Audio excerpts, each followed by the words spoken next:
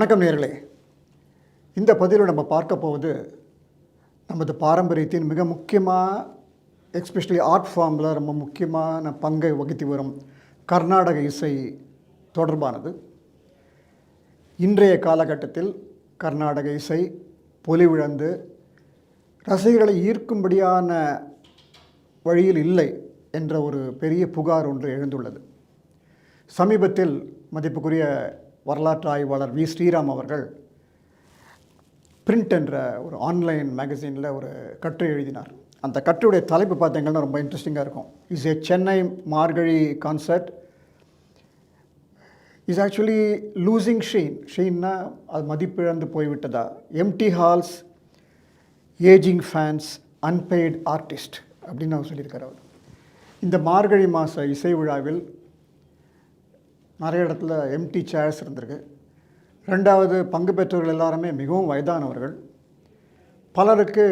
பல ஆர்டிஸ்ட்டுக்கு பணம் சன்மானம் கொடுக்க முடியாத அளவு பொருளாதார பிரச்சனை முதலாக கர்நாடக இசை குறிப்பாக மார்கழி மாதம் வந்துள்ளது என்று ஸ்ரீராம் அந்த கட்டுரையில் எழுதியுள்ளார். இந்த கட்டுரையை ஒரு சீனியர் மியூசிஷியன்ட்ட காமிச்ச போது அவர் என்ன சொன்னார்னா, இது ரொம்ப சீரியஸாக எடுத்துக்காதீங்க இந்த மாதிரி கட்டுரையெல்லாம். ஏனென்றால் கொரோனா வந்த பிறகு போஸ்ட் கொரோனா செஷனில் பல ஆர்ட் ஃபார்ம் இந்த மாதிரி தான் கஷ்டப்படுகிறது. குறிப்பாக இன்ஃபர்மேஷன் டெக்னாலஜியில் நம்ம எங்கேயோ போயிட்டுருக்கோம். மொபைல்லாம் வந்த பிறகு இந்த ஆடியன்ஸோட பார்ட்டிசிபேஷன் ரொம்ப குறைந்து விட்டது. அதனால் இந்த கட்டுரையை நீங்கள் ரொம்ப சீரியஸாக எடுத்துக்க வேணாம் அப்படின்னு சொன்னார். இதே இன்னொரு சீனியர் ஆர்டிஸ்ட்டு சொன்னபோது அவர் சொன்னார்னா, அது அப்படி இல்லை, இப்படி தான் அவங்க சொல்லுவாங்க, தன்னுடைய குற்றத்தை மறைப்பதற்காக அப்படி சொல்லிடுறாங்க. 20-25% வேணால் நீங்கள் சொல்லலாம். அதாவது கொரோனாவோட effect, post corona effect and also information டெக்னாலஜியோட இம்பேக்ட் அதெல்லாம். ஆனால் 75% இன்றைக்கு கர்நாடக இசை தன்னுடைய பெருமையை இழந்து வரும் காரணம், ஈர்க்கும் தன்மை இழந்து வரும் காரணமே நம்ம செய்த தவறுகள் தான் என்று அவர் சொல்லிக்கிறார். இதை பற்றி தான் இப்போது இந்த பகுதியில் நம்ம பார்க்க போகிறோம். உலக வரலாற்றில் எந்த ஆர்ட் ஃபார்ம் எடுத்தாலும், இந்த கலை எடுத்தீங்கன்னா அது பைசாண்டியன், கிரீக், ரோமன், ஹிந்து அல்லது இஜிப்சியன், திபேத்தியன், எது எடுத்தாலும், எந்த ஃபார்மாக இருந்தாலும், ஆர்கிடெக்சர், ஸ்கல்ப்சர், ஓவியங்கள், இசை, இதெல்லாம் எடுத்தாங்கன்னாவே தன்னுடைய தனித்தன்மையை அப்படியே தக்க வைத்து கொள்ள வேண்டுமானால், தொடர்ச்சியாக இருக்கணும்னா அது ஒரு அடாப்டேஷன் இருக்கணும். எதெல்லாம் தனக்கு சௌரியமாக இருக்குமோ அதெல்லாம் அணைத்து கொண்டு அதை உருவாக்குவது, அதை மீண்டும் அதை பெரிய அளவில் கொண்டு வருவது தான் அந்த அடாப்டேஷன். தொடர்ச்சியாக வரும் என்று வரலாறு சொன்ன உண்மை. இது it has been established research. அப்படி பார்க்க போனால் நம்ம யக்ஷகானம்னு ஒன்று இந்தியாவில் கிட்டத்தட்ட அழிந்து விட்டது. ஏன்னா அந்த யக்ஷகானம் தன்னுடைய தனித்தன்மை இழப்பதற்கு காரணம் என்னன்னு கேட்டிங்கன்னா, அதுக்கு வேண்டிய அவங்கள ஆடியன்ஸ் இல்லை, வெளியிலேருந்து எடுத்துக்கொள்ளக்கூடிய அந்த அரவணைக்கும் தன்மையும் இல்லாமல் போய்விட்டது. இன்னொரு உதாரணம் சொல்கிறேன். கலங்காரி ஓவியங்கள் ஆந்திராவிலிருந்து வந்தது. சமீபத்தில் என் நண்பர் ஒரு கலங்காரி ஓவியத்தை கற்றுக் கொடுக்கும் ஒரு குருவிடம் போனார். அவர்கிட்ட கேட்ட, எத்தனை வருஷம் ஆகணும்? 2 வருடங்கள் ஆகும் இதை கற்றுக்கணுன்னா, நீங்கள் திங்கள், புதன், வெள்ளி 3 வேளையும் வர வேண்டும் என்று சொல்லி கொண்டிருந்த போதே நான் என்னுடைய மொபைலில் ஆர்டிஃபிஷியல் இன்டெலிஜென்ஸை கூப்பிட்டு, ப்ளீஸ் மேடம், ஒரு அழகான ஒரு 10 கலங்காரி பெயிண்டிங்ஸ் எனக்கு அனுப்புவீங்கள் என்று சொன்னேன். உடனே அந்த artificial intelligence within 1 minute, not even 1 minute, few செகண்ட்ஸில் 10 உமிழ்ந்து விட்டது. அந்த கலங்காரி பெயிண்டிங்ஸை பார்த்தோன்னே அந்த குருவுக்கு ஒரு பெரிய அதிர்ச்சி. எப்படி இவ்வளோ அழகாக பெயிண்டிங்ஸை உருவாக்கினது, யார் உருவாக்கியது என்று கேட்டபோது, இல்லை செயற்கை நுண்ணறிவு, ஆர்டிஃபிஷியல், இது ஆபத்து இல்லையா என்று கேட்டார். ஆஸ் லாங் ஆஸ் வி அந்த ஆர்டிஃபிஷியல் இன்டெலிஜென்ஸை அடிமையாக வைத்து கொண்டிருக்கும் போது நமக்கு எந்த பிரச்சனையும் இல்லை. இப்போ என்ன ஆகுதுன்னு கேட்டிங்கன்னா, கலங்காரி ஓவியங்களை ஆர்டிஃபிஷியல் இன்டெலிஜென்ஸ் வழியாக கிட்டத்தட்ட 1 ஆண்டுகள் தான் நம்ம கற்றுக்கொள்ளலாம். அது இந்த குரு ஒத்துக்கொண்டு விட்டார். எதுக்கு சொல்ல வரேன்னா, ஒரு கலங்காரி பெயிண்டிங்ஸ் அழிந்து கொண்டு போயிருக்கிறத எப்படி ஒரு மாடர்ன் டெக்னாலஜி வழியாக அதை உயர்த்துகிறோம் என்பதற்கு இது ஒரு உதாரணம். அப்படி பார்க்கும்பொழுது கர்நாடக இசை கடந்த 80 ஆண்டுகளாக இந்த அடாப்டேஷன் டெக்னிக்கை பயன்படுத்தவில்லையோ, அதனால்தான் இப்படிப்பட்ட ஒரு நிலை ஏற்பட்டதோ என்ற அபிப்பிராயம் இருந்து வருகிறது. அதை பற்றி இப்போ கொஞ்சம் டீட்டெயிலாக பார்க்கலாம். கர்நாடக இசையினுடைய ஒரு கிங்டமாக இருப்பது மியூசிக் அகாடமி. நமக்கெல்லாம் தெரியும், 1936 இன்று வரை. அது 1940 1980 வரை 2000 வரை என்று சொன்னாலும் மிகையாகாது. அந்த சமயத்தில் பார்த்தீங்கன்னா அந்த ஹோல் சிஸ்டம் வாஸ் ரொம்ப கன்சர்வேட்டிவாக தான் இருந்திருக்கிறது. அதாவது ஒரு குரு சிஷ்ய பரம்பரை மாதிரி, குருகுல வாசம் மாதிரி. அதாவது ஒரு கன்சர்வேட்டிசம். இத்தனை ஆண்டுகள் கர்நாடக இசை பயின்றால்தான் கான்சர்ட்டுக்கு வர முடியும் என்று. புதுமைகளை அவர்கள் வரவேற்கவில்லை. இது ஆதாரம் இருக்கிறதா என்றால் இருக்கிறது. கர்நாடக இசை உலகில் வயலினில் ஜாம்பவனாக இருந்தவர் சௌடையா அவர்கள். அந்த காலத்தில் 4 ஸ்ட்ரிங்ஸை தான் பயன்படுத்தி வயலின் வாசிப்பாங்க. இவர் 7 ஸ்ட்ரிங்ஸை பயன்படுத்தி வாசிக்க ஆரம்பித்தார். மியூசிக் அகாடமியில் இதை தடுத்து விட்டார்கள். Actually they blacklisted him. அவர் வரக்கூடாது என்ற ஒரு கட்டுப்பாடோடு வச்சுட்டாங்க. அவர் தான் என்று அதுக்கப்புறம் அந்த 7 ஸ்ட்ரிங்கை வைத்துக்கொண்டு உலகம் முழுக்கவும் மிக பிரபலமான ஒரு இசைக்கலைஞராக மாறினது நமக்கெல்லாம் தெரியும். இது ஒரு கன்சர்வேட்டிசம். இது தொடர்ச்சியாக கொண்டிருந்த மாதிரி தான். நான் பல மியூசிஷியன்ஸை சந்தித்த போது, தொலைபேசி வழியாக கேட்டபோது அவங்க எல்லாமே ஒன்றே சொன்னாங்க, ரொம்ப ஒரு கன்சர்வேட்டிசம் அந்த காலத்தில் இருந்தது என்று. ஃபார் எக்ஸாம்பிள், மிகவும் சிறப்பாக பாடக்கூடிய சில ஆர்டிஸ்ட் எல்லாமே ரொம்ப வயதான பிறகு தான் அவங்களுக்கு 4:30 மணி கச்சேரியோ 6 மணி கச்சேரியோ கிடச்சிதுன்னு சொன்னாங்க. எக்ஸாம்பிள்னு சொன்னாங்க, அழகான ஒரு இசை கலைஞர், அவங்க அழகாகவும் இருப்பாங்க, நல்ல இனிமையான குரல். அவங்க 11:30 மணி கச்சேரி அப்புறம் 2:30 மணி ஃப்ரீ கச்சேரிக்கு போய் அப்புறம் 4:30 மணிக்கு 6 மணி கச்சேரிக்கு வரும்போது அவங்களுக்கு வயசு கிட்டத்தட்ட 45 ஆகிவிட்டது. சரீரம் சாரீரம் ரெண்டுமே ஒத்துழைக்கவில்லை. அந்த லெவலுக்கு ஒரு கன்சர்வேட்டிசம் அங்கே இருந்தது. சமூகத்தை சார்ந்தது மட்டும் இல்லாமல் ஒரு டிசிப்ளினோடு இருக்கிறதுனால தான் இந்த மாதிரியான தாக்கம் ஏற்படுகிறது. கொஞ்சம் ஓப்பனாக விட்டீங்கன்னா எல்லோரும் சேரலாமே, யார் யார் டேலண்ட் இருக்கோ அவங்கெல்லாம் சேரலாமே என்ற ஒப்பீனியன் அவர் கொடுத்திருக்கிறார். இதற்கு மற்றொரு உதாரணம் நான் சொல்கிறேன். Well known Carnatic music critic Subbudu அவர்கள் he made a comment on Semmangudi Srinivasa Iyer. அந்த காலத்தில் well known one of the most important artist of Carnatic music. அவர் என்ன சொன்னார்னா, வயதான பிறகு அவருக்கு ஏன் சான்ஸ் கொடுக்குறீங்க, கேட்கவே கஷ்டமாக இருக்குது காதுக்குன்னு. இதை சொன்ன உடனே மியூசிக் அகாடமிக்காரன் ரொம்ப கோபம் ஒரு போர்டே போட்டாங்களாம், dogs and Subbudu will not be அலவுடுன்னு. நாய்களும் சுப்புடுவும் உள்ளே அனுமதி இல்லை என்று. இதை விக்கிபீடியாலே வந்திருக்குது. இந்த 2 உதாரணங்களும் என்ன சொல்கிறதுன்னு கேட்டிங்கன்னா, ஒரு கன்சர்வேட்டிசம் இருக்கிறது. இப்போ நீங்கள் கேட்கலாம், கன்சர்வேட்டிசம் என்பது நல்லது தானே, இந்த பவித்திரத்தை தக்க வைத்து கொள்ள இந்த கன்சர்வேட்டிசம் மிக மிக முக்கியம் என்று சொல்லுபவர்களும் உண்டு. ஆனால் எதற்கு என்று பார்க்க வேண்டும். உதாரணத்துக்கு பார்த்தீங்கன்னா, இப்போது மெடிக்கல் ஃபீல்டு எடுத்தீங்கன்னா, ஒரு எம்பிபிஎஸ் படித்த உடனே நம்ம சர்ஜரி போக முடியாது, அனுபவம் தேவை இருக்குது. அதே மாதிரி கல்லூரியில் நீங்கள் ஒரு ஆசிரியராக இருந்தால் முதல் லெக்சரர், அப்புறம் அசிஸ்டன்ட் லெக்சரர், அப்புறம் அசோசியேட் ப்ரொஃபஸர், ப்ரொஃபஸர், டீன், இப்படி வரிசையாக வரும். அதெல்லாம் ஒரு தொழில் ரீதியானது. ஆனால் இசை என்பது ஒரு க்ரியேட்டிவிட்டி. யாருக்கு எப்போ வேணுமாலும் ஃப்ளாஷ் வரலாம், யாருக்கு எப்போ வேணாலும் கிடைக்கலாம். அதை ஏற்றுக்கொண்டு அவர்களுக்கு ஒரு கௌரவம் செய்வது போது அந்த ஆர்ட் ஃபார்மை விரிவடைகிறது. இந்த கன்சர்வேட்டிசத்துக்கு கர்நாடக இசை செக்ரட்டரிஸும் பங்கு பெற்றார்கள் என்று பலர் சொல்கிறார்கள். எல்லாரும் அப்படி இல்லை. எனக்கு தெரிஞ்ச பல அந்த ஃபைனான்ஸ் செக்ரட்டரிஸ்லாம் they're very nice people, they always encourage எங்கள் generation, but majority of them are not அப்படிங்கிற ஒப்பீனியன் இந்த கன்சர்வேட்டிவ்ஸில் அதுவும் வருகிறது. உதாரணத்துக்கு ஒரு நண்பர் சொன்னார், அவருடைய மகன் 14 வயசு பையன், ரொம்ப அழகாக வீணை வாசிப்பான், சிட்டி பாபு. இது நடந்து பல ஆண்டுகள் ஆகின்றன. சிட்டி பாபுடைய சர்டிஃபிகேட்டை வாங்கிட்டுருக்காரு இந்த குயில் பாட்டு. அவர் சொன்னார் 10 நிமிஷம் தான் டைம் கொடுப்பேன்னு.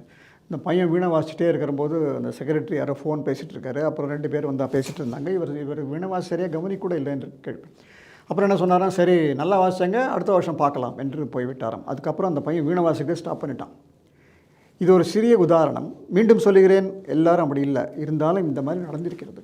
இதனால் என்ன ஆகுதுன்னா, the talented people were actually not given importance in music academy. இதுதான் டிஎம் கிருஷ்ணா அவர்களும் அடிக்கடி சொல்லிக் கொண்டே இருக்கிறார்கள். அவருடைய செபாஸ்டியன் அண்ட் சன் புத்தகத்துலேயும் அதான் சொல்கிறாரு. மிருதங்கத்தை தயாரிப்பவர்கள் பட்டினத்தை மக்கள் சேர்ந்தலாக இருந்தால் அவங்கள நீ ஏன் கௌரவம் செய்யவிட, அவங்க கர்நாடக இசை பாடினால் எந்த தவறு என்று கேட்கிறார்கள். இந்த மியூசிக் ஃபார்ம் என்பது any time genius, any time people have. எனக்கு காளிதாசனுடைய ஹிஸ்ட்ரி பார்ப்போம் இல்லையா, அவரோட பயோகிராஃபி அப்படி தான். திடீரென்று ஒரு நாள் அவருக்கு அந்த ஞானம் வந்தது இல்லையா. இசையை பொறுத்தவரையில் அந்த கன்சர்வேட்டிசம் என்பது ஒரு ஆர்ட் ஃபார்முடைய வளர்ச்சியை தடுக்கிறது என்பதற்கு இதெல்லாம் ஒரு சிறிய உதாரணங்கள். இதில் என்ன ஒரு பேரடின்னு கேட்டிங்கன்னா, இளைய சமுதாயத்தை வந்து கர்நாடக இசையில் ஈர்த்தவர்கள் வந்து கேரளா. அங்கே கப்பா டிவி என்று ஒன்று இருக்கிறது.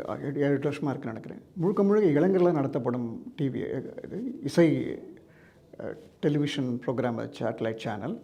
அதில் பார்த்தீங்கன்னா கர்நாடிக் பேசிக் மியூசிக் தான் இருக்கும். ஆனால் அந்த use all the fusion, jazz and piano and organ எல்லாம் யூஸ் பண்ணுவாங்க. அதில் பாடுவர்கள் எல்லாமே இளைஞர்கள், எல்லாமே கர்நாடிக் மியூசிக்கின்ற ட்ரெயின் ஆவாங்க. அவங்களை பார்த்து விட்டு ஆயிரக்கணக்கான இளைஞர்கள் கேரளாவில் கர்நாடக இசையை கற்றுக்கொள்ள ஆரம்பித்து விட்டார்கள். இது என்ன ஒரு பேரடின்னு கேட்டிங்கன்னா, அது கேரளாவில் பார்த்தீங்கன்னா கிறிஸ்டியன்ஸ் அண்ட் முஸ்லீம் பாப்புலேஷன் அதிகம். அந்த இடத்துல வந்து இந்து மதத்தின் முக்கியமான அம்சமான கர்நாடக இசை பிரமாதமாக வளர்ந்து கொண்டு வருகிறது. அந்த மாதிரி ஒரு கப்பா டிவி தமிழ்நாட்டில் இதுவரை இல்லை. 1-2 இருந்திருக்கலாம், ஆனால் தொடர்ச்சியாக இருந்ததாக எனக்கு தெரியவில்லை. இதெல்லாம் வந்து வி ஹேவ் டு திங்க்.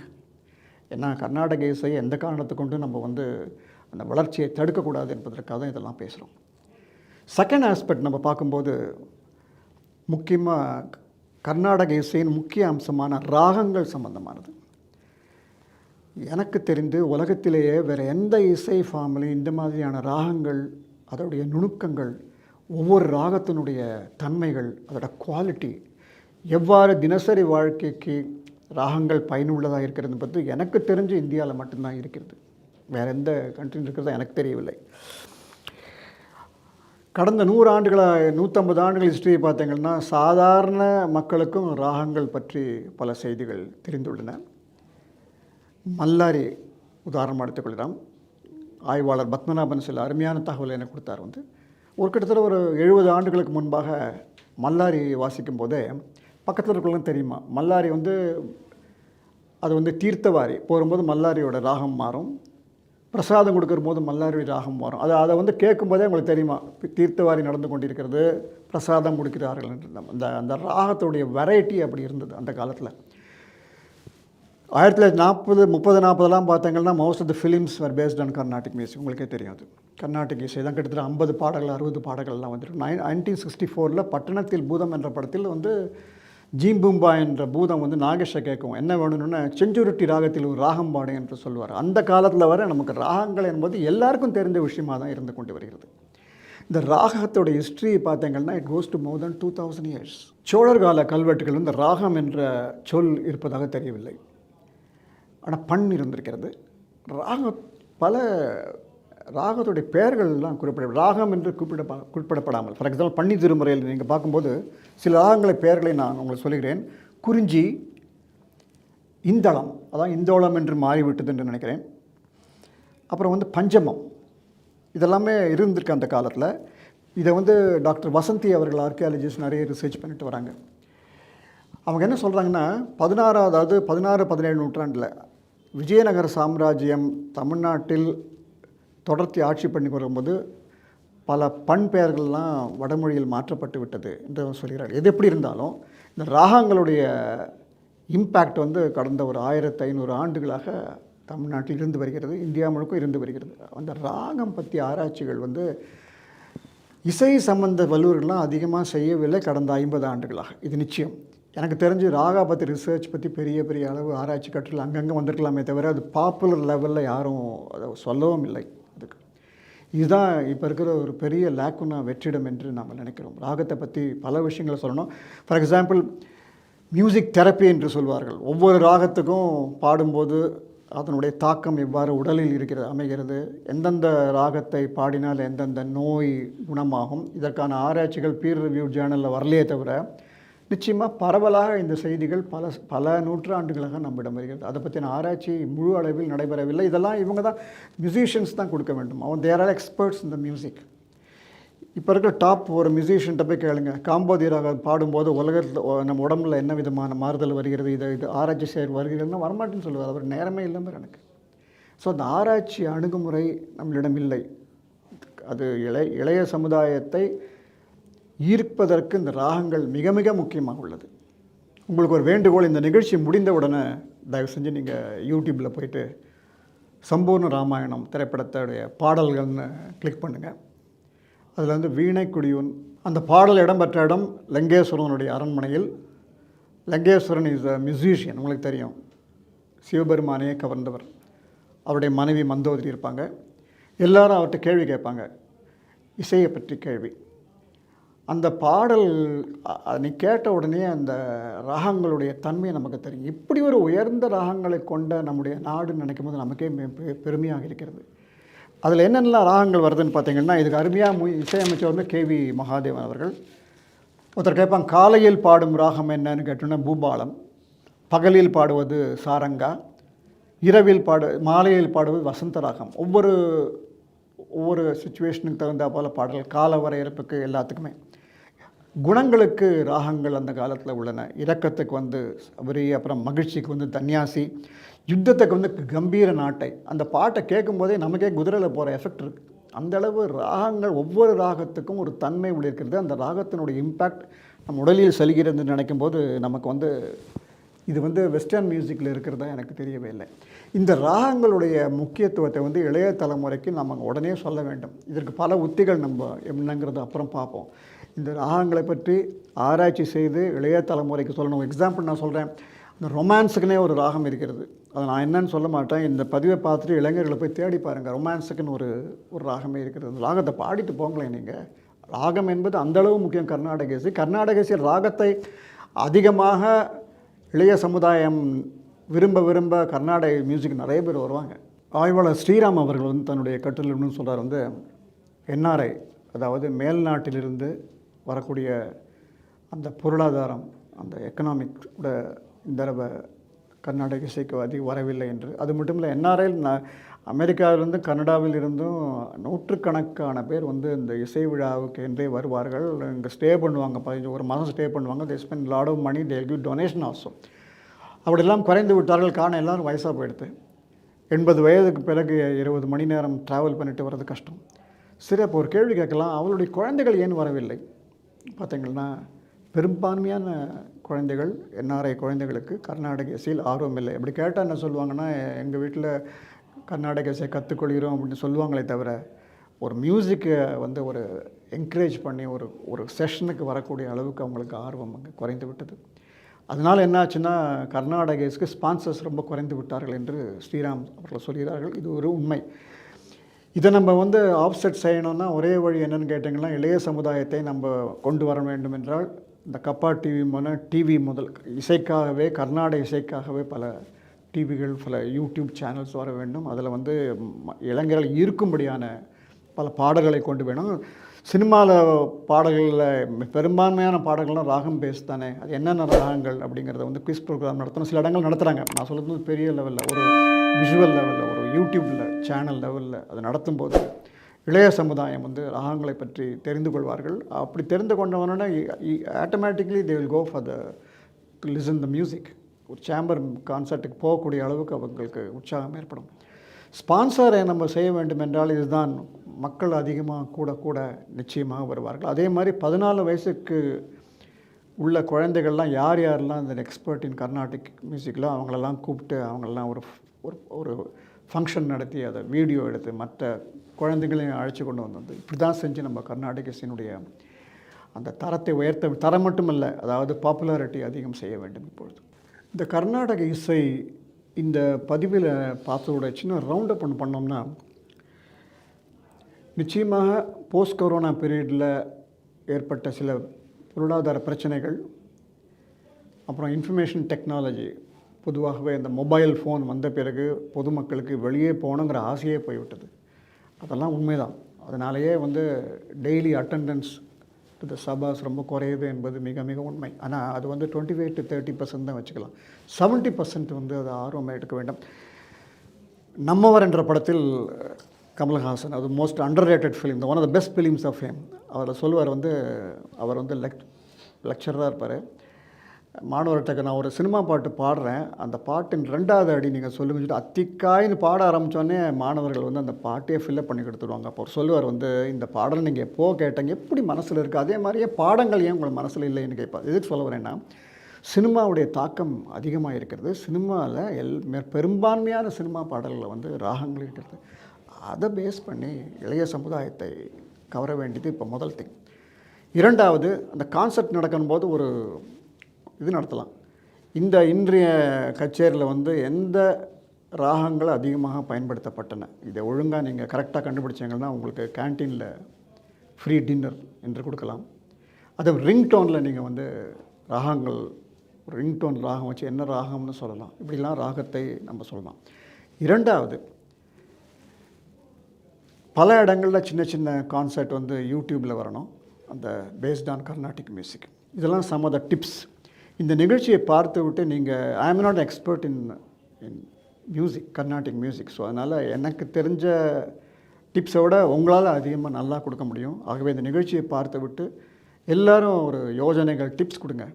அந்த இதில் கொடுத்தீங்கன்னா நிச்சயமாக அதை வந்து எக்ஸ்பர்ட் கமிட்டி நிச்சயமாக எடுத்துப்பாங்க. இதை என்ன செய்யலான்னு கேட்டிங்கன்னா, கர்நாடக இசையின் ஈர்ப்புத்தன்மையை அதிகரிக்க என்ன பண்ணலான்னு கேட்டிங்கன்னா, Music Academy can form a committee and respected N Ravi is there, அவருடைய தலைமையில். அதில் வந்து எல்லா தரப்பினரும் இருக்கணும், யங்ஸ்டர்ஸ், சீனியர் ஆர்டிஸ்ட், இவங்களெல்லாம் வைத்துக்கொண்டு ஒரு கமிட்டி ஃபார்ம் பண்ணி இதை லேக்குனா, இந்த வெற்றிடத்தை எப்படி நிரப்புவது என்று செஞ்சு அதை ப்ராக்டிக்கலாக செய்ய வேண்டும். அடுத்த மார்கரைசேஷனுக்காக இதை செய்ய வேண்டும். மீண்டும் சந்திப்போம் நேயர்களே, வணக்கம்.